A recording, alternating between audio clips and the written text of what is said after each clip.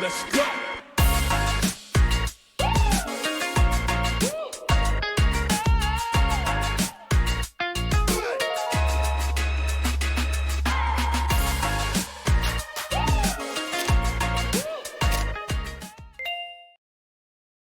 Hi, everybody. This is Elena from Cross Cultural Development. Welcome to Bending Culture Podcast, the show where we master the art of cross-cultural collaboration and where the professions learn how to grow and how to thrive in the multicultural world we live and work in today, and how to become real global game changers. Welcome, everybody, and welcome back, Miss Angelina Beck. Great to have you with us again. How are you?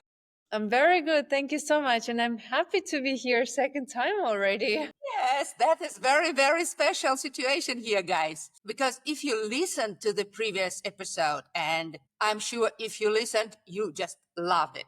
You know who Lina is and why she is back on the show. But if you missed this previous episode, first of all, my advice, go and check it out because it's really brilliant. But if you missed it, let me introduce my guest. Lina is ex-Fortune 500 HR professional. She is a Harvard graduate, and now she is an associate partner in Crowbell. This is an executive search firm which is operating from Germany and the US, but doing it through the whole world. And 2 weeks ago, we had a conversation with Lina, and she shared like absolute gems of information, insight, tips about the challenges and also possibilities, of course, of recruiting talent all over the world, fishing in the global talent pool, so to speak, right? And we also tipped upon why she is doing it, her own passion, because she is really passionate about creating high-performing teams of tomorrow. But what triggered me especially is the special region where she is operating, and that is Europe and Middle East. And I get Europe, right? But Middle East, now that triggered me that much that I said, okay, let's have another conversation about the mysteries of Middle East. And I don't mean the fairy tales of Scheherazade, of flying carpets, how fascinating they are, but the enigmas of doing business with Middle East. Because, you know, the Evofinidex, one of the organizations dealing with export here in the Netherlands, did a research about the most interesting markets for Dutch exporters. And Arabic Emirates were in the top 4. So we are really, really triggered. We are really intrigued even about this market. So, Lina, what makes this Middle East so enigmatic and so attractive for the rest of the world? I don't even know where to start. Middle East is such a tapestry of different locations, different states, different cultures. You know, first, when people think Middle East, they think one unified Arabic place, right? It's Something, territory. just Arabic culture. And then you come in and then you start working within Middle East. And if you have teams in other countries, let's say Saudi Arabia, Jordan, Iraq, Bahrain, Kuwait, Qatar, you name it, and then you start understanding how different they all are. I mean, of course, they share different traits, but you immediately grasp it. You understand that, okay, I cannot assume that whatever is working in Jordan is going to automatically work, let's say, in Saudi Arabia.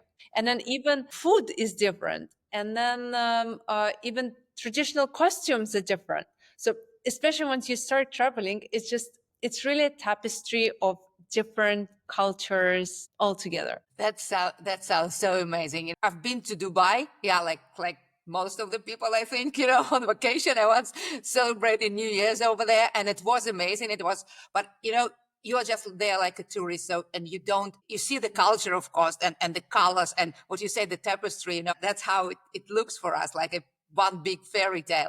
But I think that when it comes to so many different nuances, the fairy tales can, and if you don't get them, the fairy tale can very quickly become a huge nightmare, right? Look, culturally, I remember my own story when I came to the Middle East, and I come from Which Russia. country you came to? When you say Middle East, which country you came to? So I came to Dubai. Yeah, my first Middle Eastern country was, as for many people, to be honest. We first come to Dubai, we learn how it is in Dubai, and then we progress further. We understand how to work with the rest of the Middle East. And when I came to here, I was really with my Russian approach, doing things very fast, not prioritizing relationships and focusing on the result. And I remember very, very early in my career, I'm really grateful for that advice. Our senior HR business partner, she took me to her office and she said, if you're not gonna adjust, you're not gonna make it here. Ooh, It was a hit. It was really a hit. And I thought, how? What does she want me to adjust? And then I realized that this place is very relationship based and you have to open people's hearts first. And this is very different from what we used to in Russia or in Europe, perhaps. And this is what Middle East shares, this warm-hearted approach and really building relationships that last. This is what I would say is shared among the overall Middle East. Yeah. so if you want to do business with Middle East, forget what you learned about being result driven, the time is money attitude. Just invest in the relationship. First, yes, absolutely. I would still say that prioritize being on time, prioritize deadlines. I think it's universal. People appreciate it. But where to start, this is important. In Russia, for example, people don't care how many kids you have. If you do your task, you're good. If you do your task, I can work with you.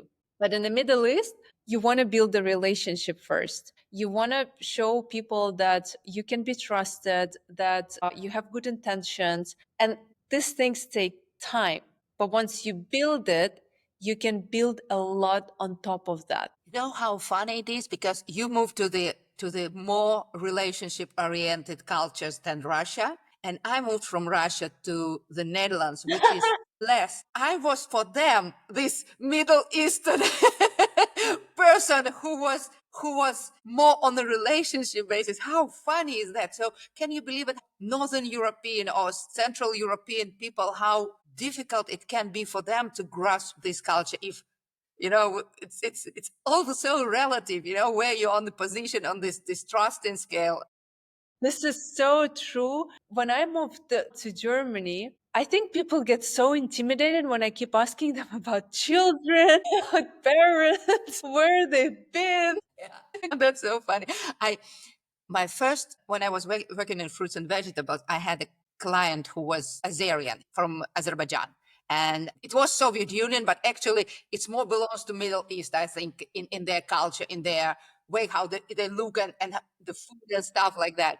And I remember we were doing some business on the telephone, and then I came to visit him in Moscow, and we went to the restaurant, and we were eating this Azerbaijani food, and he started to make something with the bread, some like sort of a roll, Yeah. and he put the goat's balls into that and Okay. some herbs, and then he rolled it, and then he just was like putting it into my mouth, and I was like, oh my goodness, oh my goodness, oh my god. And afterwards I learned that was the biggest respect that the person can show you, that they are feeding you, that is the sign of respect. And my first instinct was, oh, don't throw up, don't throw up. But you know how different the culture can be. Yeah. Oh my goodness. That was an experience. Like if you talk about the cultural shock, that was one of the shocking things I ever really experienced it. Wow, what an experience. I went to Iraq to visit the Iraq team. And the day I came, wife of one of the colleagues, she cooked lunch for all of us. And the team told me, we were 10 people. So she cooked really a lot of rice, a lot of meat. And the team said, she was cooking it for the whole day yesterday. And I felt, oh my goodness, this is so much effort just because I am coming. I even felt not deserving it in a way. Like, why would you put so much effort? But it was their way to say that they are very happy to see me. Yeah, absolutely. And our lunch lasted for 3 hours, of course. And then you talk about the when they come to the Netherlands for the business, they get the sandwich with cheese, and you eat it while you're actually still doing business. What the difference? That must be cultural shock for them. Absolutely. But tell me about how's your work is then different because you take Middle East and you say, okay, but that is all we think it's one thing, but it's different. So what are the big differences and how it reflects on the way you do your job or you have to do your job or you have to adjust?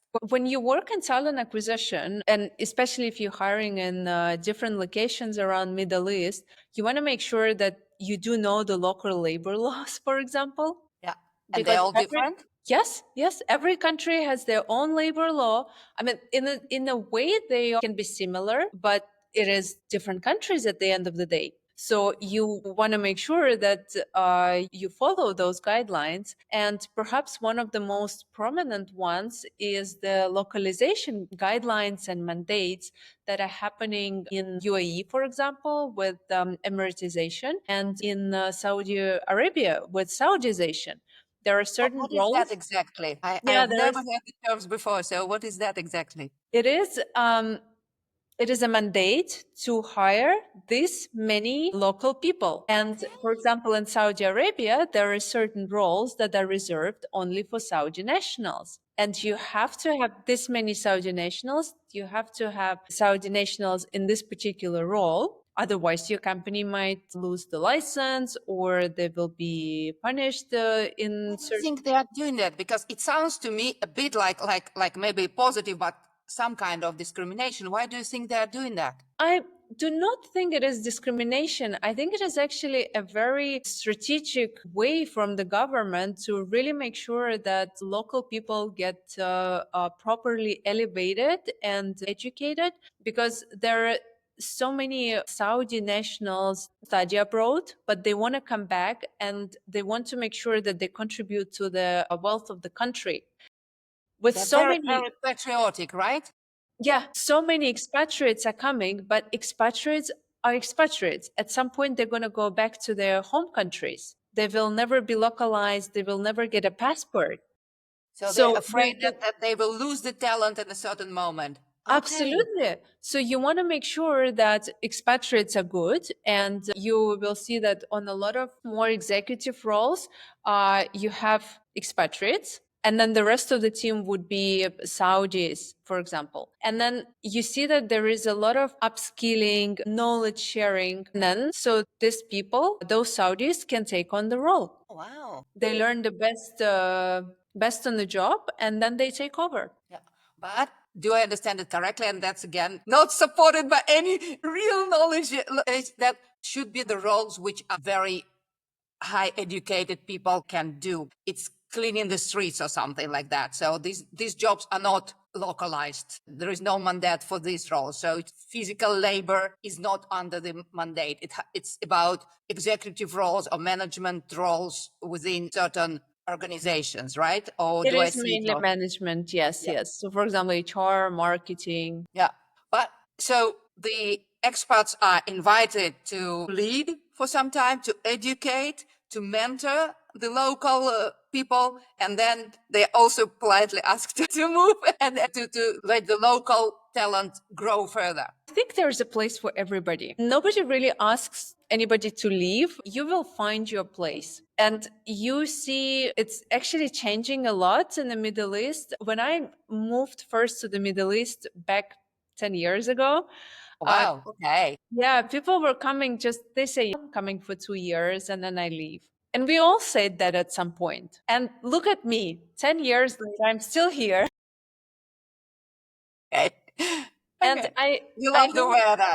and so many other people are the same. The demographic and the dynamic of expatriation has changed dramatically. People come and they stay. They know they will not get a passport or they will not localize, but it's not even needed, to be honest. If they have a residency, the life can be really comfortable. With Saudi Arabia is booming so much, opening up as a country, opening up for tourism as well. So much is invested into tourism now, to hotels, restaurants. It's incredible. A few years ago, being a tourist in Saudi was like, what? Why would I go to Saudi? Nowadays, you can get an online visa and go right away and see the country and explore it. It has so much to offer. New constructions, new buildings are there, so expatriates can comfortably live. I lived in Jeddah for a month and it was a wonderful experience. And you came alone? Yes. Like a white girl with blonde hair? You just took a leap of faith and went there? I went with work. I actually did a project, an HR project, and I was assigned to help the local team with this project. And that was what you were talking about when your manager took you aside and said you need to adjust. That was No, that that at was that earlier. moment. That was way earlier. That was way earlier. So I went to Saudi perhaps 3 years back or something like that. But this is when I was already quite localized in my own mind. Okay, you were just like one of the Saudi girls. Exactly. And that was funny because when I came, they told me, you don't have to wear because like you're white, you have like white hair, so you really like you don't have to. And I said, you know what, I actually want to. It's nice. I think it's a sign of appreciation and I want to Respect, maybe. respect. I want to fit in. And then also something funny happens because I knew I want to go with abaya and I want to wear abaya in the office. I decided to buy them from Dubai. So I went and I bought, and here they're mainly black Yeah. and they have a different color. So I bought these beautiful black abayas and I go to Saudi and I realized that there are very few ladies wearing black abayas. Oh, And their style of abaya is actually very different. different. They're Yeah. so colorful, the material is different, and they look at me like I'm so conservative. It's so funny. Oh my god. That's funny. And my abaya is like really totally long. Yeah. And in Saudi, you can buy a abaya which is like 3/4 cut. So the first weekend, I went and I bought beautiful abayas there, which are so colorful, different material. Again, like really such a funny experience. Yeah, I can imagine that. Do you still wear them when you're there? Or yeah, Usually, I actually like it. Yeah, it's such a wonderful piece of clothes. this is the fashion girl in you likes them. Do you think that when you look at the job what you are doing and the candidates and actually maybe for if we are talking about doing business with these countries, do you think it's better that a woman representative comes to the country and deals with the people there? How big is the percentage of female expats which are coming, which you are recruiting, for example? What is the situation now with this male female ratios? I think it really doesn't matter. It's woman empowerment in the Middle East is really on the rise, and it's not something that has started just a few years ago. It's been here. And if you look at the demographics and what women are doing in the Middle East, women entrepreneurship is very big. There are many businesses that are led by women, many companies. There are female CEOs and directors and writers also from, if you take the art industry. So I think the intention matters more than gender. Yeah, but I also think it's depending from country to country. For example, the Emirates is maybe this way, but if we take Afghanistan or Iraq, I think the situation can be different there. I would not know, to be honest. From my experience, I never received any sort of discrimination, and I've been to Iraq and I traveled to Iraq alone, and it was normal. Okay, now Can be my own biases. Yeah. So I'm very happy that you are here to tell with your own experience how it feels there. Yeah. You still have those things. For example, when I was in Saudi Arabia, I stayed in a hotel for a month and I wanted to go to the pool because every hotel has a pool, has a gym. I go downstairs to ask the reception, so which floor is the pool? And he looks at me. He says, "Women are not allowed." I said, "Okay." But that's not Dubai. That was Saudi Arabia a few years ago. I don't know. Maybe things changed. It was just one of those things. Yeah, but it's still a part of culture. We can say that it's changing, and it's what you say is they are taking women for senior positions. So it's absolutely changing, but it's still something that we need to be respectful of. I think maybe giving a hand as a woman to a man in doing business, we need to be very careful with that. I think. Yeah, absolutely. But shaking hands, for example, not all women shake hands, and that's something cultural. And I think not every man will shake your hand as a woman. In Russia, also not. I don't know your generation, but my generation was also not used to shake hands like, because also we had very few women at the top position at that time. But now, after 30 years in the Netherlands, my first instinct is to give a hand. And I believe that it can be quite shocking, maybe not, but not accepted in some countries in Middle East. Yeah, but people don't get too surprised. Like, okay, no, then no. So there's no disrespect in that. That's Yeah, yeah, what yeah. I think I would want Yeah, to say. it's so they have these mandates, especially I think in good developed countries. That they want their local people. What does it mean for you in your work? Are you then somehow limited on where you should look for the candidate? It limits you, of course, but also it gives you a good frame that you know that for this role you have to look for this particular national. And some work they just require Arabic speaking, for example, which can also be quite tricky. We had one story. We were hiring for a legal person, and this legal person should have spoken Arabic. And me, a little bit into recruitment, I thought, okay, every Arab person speaks Arabic, right? So every Russian speaks Russian. We hire an Arabic person, and then a couple of weeks into the role, we realize that she doesn't write. She speaks, but she doesn't write. Oh my goodness! How is it? How is it? How is it even possible when you went to the law school and you cannot write? But she went to the law school in English and she studied abroad. And you would be surprised, so many Arab people from the Arab world, there are quite a big percentage, especially if they studied abroad, they might not have the Arabic language as their very strong skill. Amazing! Oh my goodness! And what happened then? That Oh, she couldn't. unfortunately, we had to replace, yeah, because it Okay. was really necessary. But then we also changed the assessment for the role. We didn't just assume things that if Exactly. she speaks, she's going to write too. So we introduced a written assessment. Okay. But that is how you learn, right? So you win some or you learn some. Oh my goodness. But that is something that I think that if it doesn't happen one time, you just cannot imagine that it can happen, right?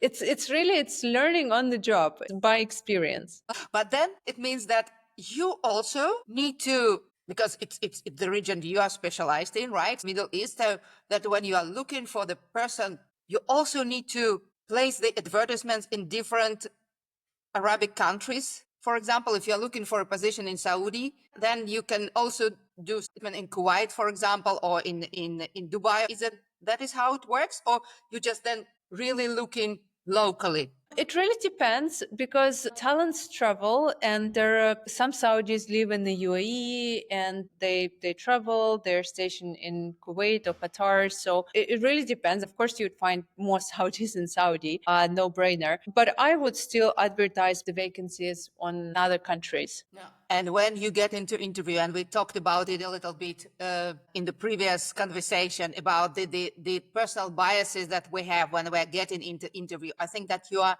doing the interview with people from such a different world and mindset and the way of thinking. What are the underwater minds you need to be aware of? And maybe as a recruiter, but also as an HR or as an exporter, when you're talking to the people from the different countries, when you want to learn about them, what do you need to be aware about? I think people are people everywhere, to be honest, and assessing particular skills is also quite universal. What you perhaps want to make sure that you do see it from their position. So, for example, if I'm asking about, tell me a time you had a conflict at work, and then somebody from here perhaps will tell me more about the relationship side of things, Yeah. whereas somebody from Europe would actually mention something more work related. I don't want to assume it to everybody, but again, those ways how people communicate, what they value,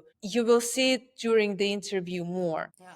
But do you think that when they see you for the first time, because we were talking about how important the trust and building relationship is in the countries, is it difficult for the people to open up? Because if you ask a question like this, it can be some loss of face, some loss of prestige, because the person is interviewing for, in your situation, for maybe a high position, and you're asking them when is the last time you screwed up. Of course, you don't ask it this way, but I mean that's the issue of the question, that it can be difficult for them to open up and to tell the real story, or is it not? Really respect. If you show respect, then everything is fine. Just don't be arrogant. And that's, I think, in any other cultures is the same. Yeah. What is the biggest advice you can give to somebody who wants to do business in Middle East, who wants to go to take a job in the Middle East, who wants to recruit people in their teams from the Middle East? What is the biggest tip you can give to the people? And maybe there are three different tips. I'm not making it easy for you. Sorry. No, seriously, just go with an open heart.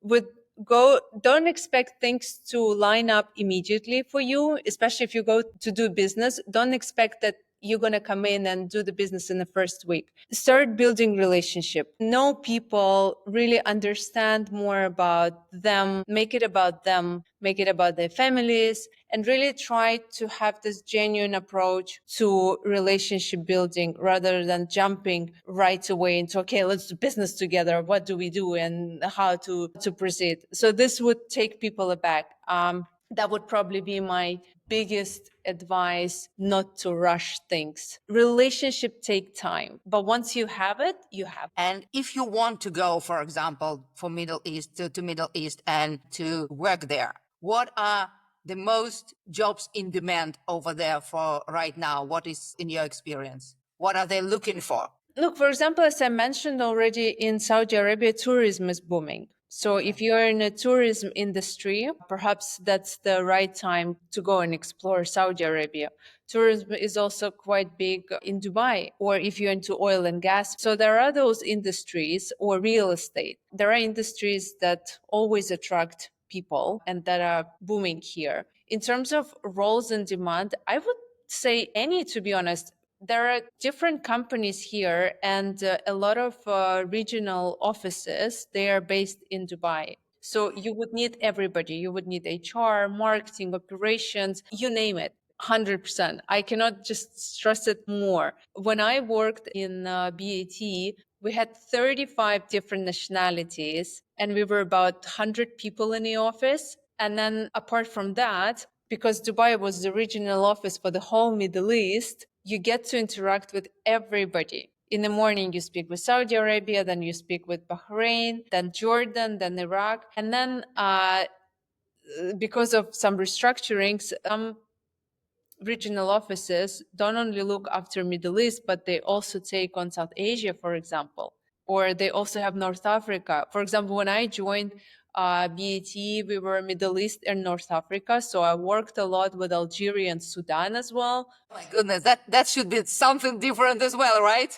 Yeah, that's completely another story. So I think Dubai is a wonderful place to come if you really want to try yourself on an international stage. But this place will test you. Yeah. It will test your own culture. For sure, you're going to understand way more about your own self, about your own culture than you ever thought you know. And because the competition is not your home competition, the competition is international.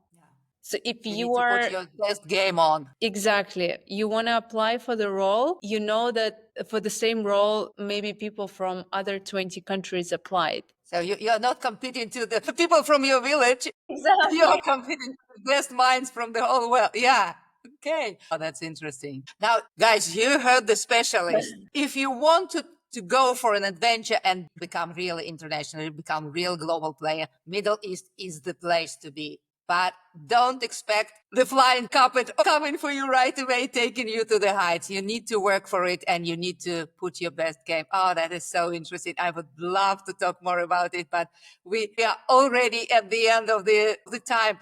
Lena, thank you so much again for this lovely story and for sharing your own lessons, so to speak, And also, I really appreciate the passion that I hear from you when you're talking about these countries. You made my personal opinion about this part of the world. You made me look differently at this part of the world. And I'm really, really grateful for that. Guys, if you loved what you heard today, and if you have missed the previous episode with Lena, go back to it and listen to it because it's a gem. It will be worth of your time. And of course, in 2 weeks, join me for another great episode of Bending Culture podcast. And it will be the last podcast of the season 1 because we will break for the summer vacation.